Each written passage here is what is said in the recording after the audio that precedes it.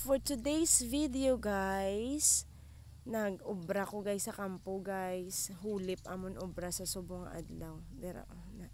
Super tiga-tiga guys ang duta kung sa dulon mo guys. Kagka super kainit-init. Dapat kung maghulip, dalumon mo gid ang imo nga pakad sang duta para ang tubo malubong gid siya maayo.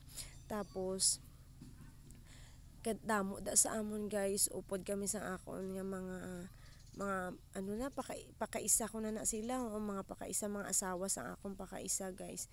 Nag-arima kami kay naghulip kami sa subong adlaw guys. Grabe guys, super kabulay-bulay tapos sakit sa kamot. Inang makalapok sa kamot, sang sige ka sa dol, tapos inang imo sa dol, ikaw pandagan patdan, tapos ikaw man ang matabon. Amo na bala, lain lang ang mapandag pero ikaw yang ang matabon sang imo man ngaging kalkal nga duta ya. Hindi basta-basta guys, sobra ka init-init. Nga sa kadamo-damo sang pigado man nga na-intra pa man kami. Nga na-intra pa man kami man. Pero sang gagmay pa bala kami guys, amo ni ang nagbuhi sa amon.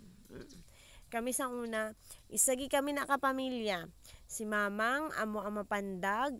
Kami nga mga kabataan, gasunod tabunan na namon. Then si papang ang gaidas. Arado na iya guys ang ginaidas. Kung as in nga bag-o gid balang kampo, arado na iya ang ginaidas.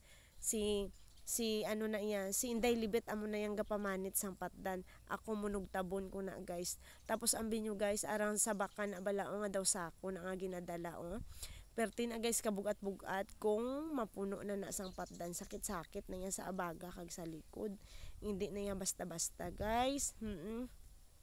Tapos guys, kinanglan damo gid ang imo dalon nga tubig kay do ma-dehydrate ka sang kainit. Sobra-sobra gid kayo guys. Amo na din guys ang source of income diri sa amon sa bukid. That's why no choice gid sila kay amo lang ginadi ang obra nga mas madali bala, maarima ka lang tapos makaobra ka na dayon. Wala na yung mga biodata mga amo na iya, maarima ka lang ya, makadto ka lang ya sa busing ya, maobra ka na dayon ya.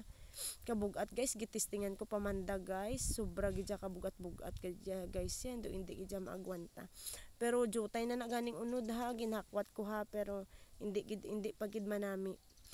Tani maabot ang adlaw nga tanan di sa akong pamilya di sa bukid hindi na mag-obra sa kampo. Inang tawhay na bala sila. Amo na nga paninguha gid ko kay bisan sa ulihi.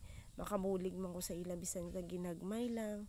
Pero hindi na sila yung mag-obra sa kampo. O di ba?